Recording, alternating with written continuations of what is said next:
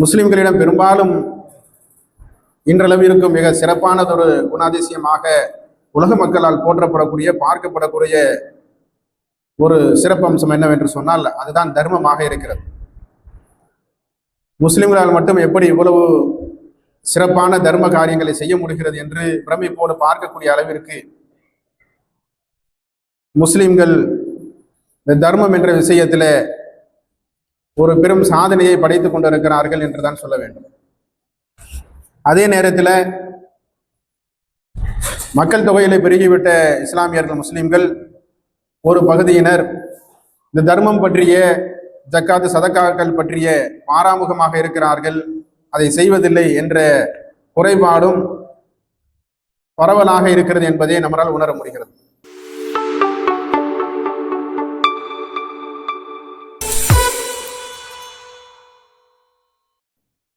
வல்ல இறைவன் அதற்குரிய பல எடுத்துக்காட்டுகளை, படிப்பினைகளை, அதற்குரிய பலன்களை, பாராட்டுக்களை, சிறப்பம்சங்களை, நமக்கான நன்மாராயங்களை இறைவன் தயாராக வைத்திருக்கிறான். அதற்குரிய செய்திகளை பலமுறை நமக்கு சுட்டி காட்டியிருக்கிறான். நபி ஸல்லல்லாஹு அலைஹி வஸல்லம் அவருடைய காலத்தில் அபூதல்ஹா என்று சொல்லக்கூடிய ஒரு நபி தோழர், அவர் நபி ஸல்லல்லாஹு அலைஹி வஸல்லம் அவர்களிடத்தில் வர்றாங்க. வந்து, இறை தூதர் அவர்களே, இறைவன் 3வது அத்தியாயம் 92வது வசனத்துல இப்படி கூறியிருக்கிறானே,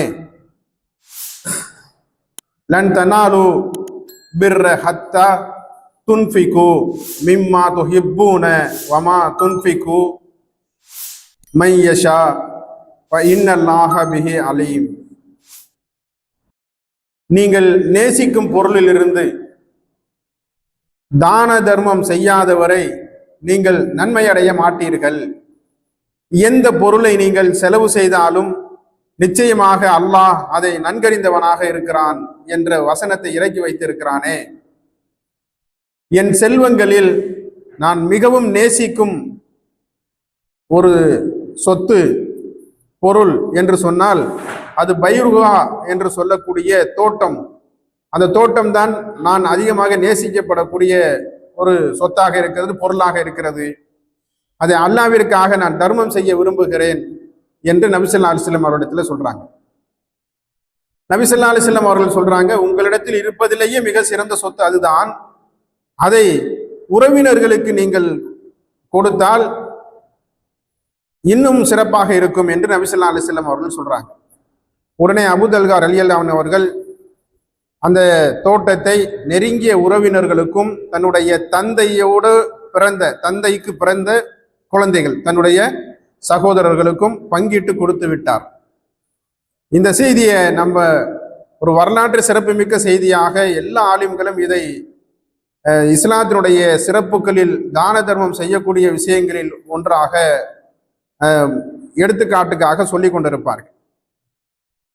தான தர்மத்தை பொறுத்தவரை பலரும் நினைக்கலாம், இது கொடுக்கும் பொழுது நமக்கு பெருமை வருகிறது, இதை வெளிப்படையாக கொடுக்கும் பொழுது பெருமை வருகிறது, அவர் பெரிய தான செல்வந்தராக இருக்கிறார், அவர் கொடுக்கிறார் என்ற பெருமை ஊரு பொருளாமே தெரியுமே அப்படின்னு சிலர் அதை விமர்சனம் செய்யலாம்.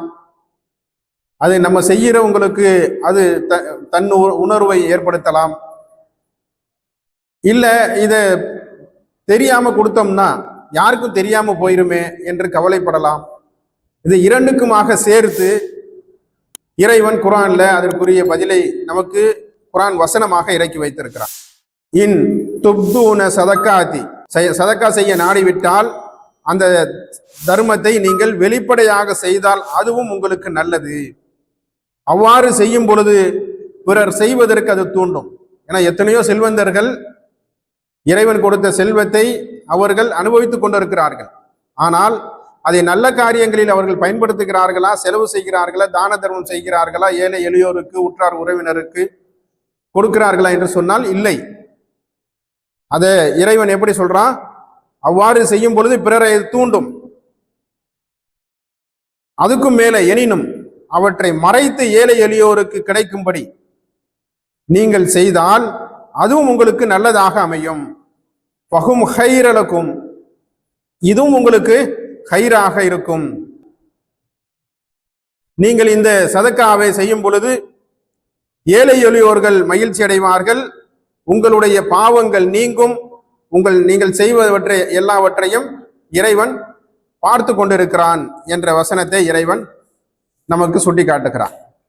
இறையடியார்கள் யார் என்று கேட்டால் வக்கீமு சலாத்த வாத்து ஜக்காத்த, இறையடியார்கள் தொழுகை நிறைவேற்றுவார்கள், ஜக்காத்தை கொடுப்பார்கள். அப்போ இது ரெண்டையும் செய்யாதவர்கள் நரகவாசிகள்.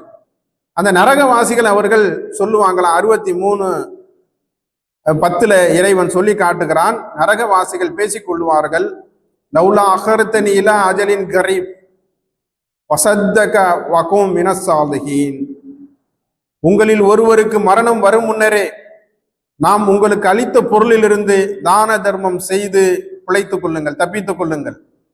அவ்வாறு செய்யாது மரணிக்கும் சமயத்திலே அவருடைய ஆத்மா சொல்லுமா, என் இறைவனே, என்னுடைய தவணையை எனக்கு சிறிது பிற்படுத்தி கொடு, தாமதப்படுத்தி கொடு. அப்படியாயின் நானும் தான தர்மம் செய்து சாலிகான நல்லவர்களில் ஆகிவிடுவேன் என்று அவருடைய ஆத்மா துடிதுடித்து கேட்கும் என்று இறைவன் சுட்டி காட்டுகிறார். இரண்டாவது சிறப்பு என்னவென்று சொன்னால், மஸலூலில் லதீன யுன்ஃபிகூன அம்வாலஹும் ஃபீ சபீலில்லாஹி, அல்லாஹ்வுடைய பாதையிலே செலவு செய்யக்கூடிய செல்வந்தர்களுடைய சொத்துக்கள், அவர்களுடைய அம்வால், அவங்களுடைய சொத்துக்கள் எல்லாம் என்னவாக இருக்கும் என்று சொன்னால், ஒவ்வொரு கதிரிலும் 100 தானிய மணிகளை கொண்ட 7 கதிர்களை முளைப்பிக்கும் ஒரு வித்தை போன்று அல்லாஹ் தான் நாடியவர்களுக்கு இதைவிடவும் மேலாக இரட்டிப்பாக்கி பன்மடங்காக்கி விசாலமாக்கி கொடுக்கிறான் என்று இறைவன் 2வது அத்தியாயம் 261வது வசனத்துல சுட்டி காட்டுகிறான்.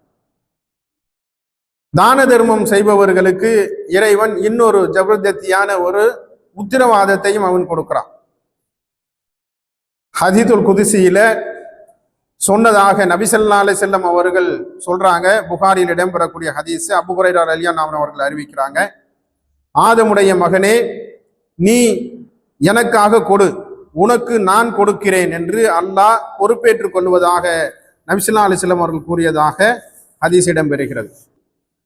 தர்மம் பாவங்களை அழித்து விடுகிறது, தண்ணீர் நெருப்பை அழிப்பதை போல என்று நபி ஸல்லல்லாஹு அலைஹி வஸல்லம் அவர்கள் கூறியதாக இப்னு மாஜா, அஹ்மது, திருமிதியில் இடம்பெறக்கூடிய ஹதீஸுகள் நமக்கு சுட்டி காட்டுகின்றன.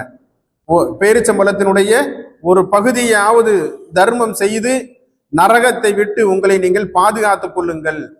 அதுவும் உங்களுக்கு கிடைக்கவில்லை என்று சொன்னால் உங்களோடு வாழக்கூடிய மக்களுக்கு மத்தியில் நல்ல வார்த்தைகளை பேசுங்கள், அது உங்களை நரகத்திலிருந்து பாதுகாத்துக் கொள்ளும் என்று புகாரில் இடம்பெறக்கூடிய ஹதீஸ் நமக்கு சுட்டி காட்டுகிறது. அல்லாஹ்வுடைய தூதர் நபி ஸல்லல்லாஹு அலைஹி வஸல்லம் அவர்கள் சஹாபாக்களை பார்த்து கேட்கிறாங்க, உங்களுக்கு இறைவன் கை பலத்தை, உடல் சுகத்தை, ஆற்றலை, கூலிக்கு வேலை செய்யும் பலத்தை இறைவன் கொடுக்கவில்லையா? கொடுத்திருக்கிறான். அப்படியானால் அப்படி கூலி வேலை செய்து அதில் இருந்து வரக்கூடிய கூலியை பெற்றாவது நீங்கள் தர்மம் செய்து கொள்ளுங்கள் அப்படின்னு நபி ஸல்லல்லாஹு அலைஹி வஸல்லம் அவர்களிடத்துல நபி ஸல்லல்லாஹு அலைஹி வஸல்லம் அவர்கள் சஹாபாக்களை பார்த்து சொல்றாங்க.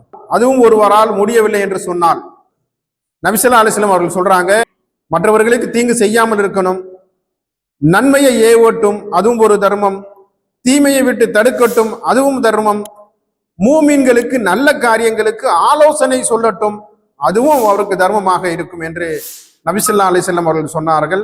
புகாரில் இடம்பெறக்கூடிய ஹதீஸ் 5563வது ஹதீஸ் நமக்கு படிப்பினையாக இருக்கிறது. வல்ல இறைவனுடைய பெரும் கிருபையை கொண்டு தான தர்மம் செய்து இறைவன் புறம் நெருக்கம் பெற்று வல்ல இறைவனுடைய சொர்க்கத்தை பெறக்கூடிய நன்மக்களில் வல்ல இறைவன் நம்மை ஆக்கி அருள்வானாக என்று கூறி நிறைவு செய்கிறேன். வாஹித் தானா அல்ஹம்துலில்லாஹி ரப்பில் ஆலமீன். அஸ்ஸலாமு அலைக்கும் வரஹ்மத்துல்லாஹி வபரகாத்துஹு.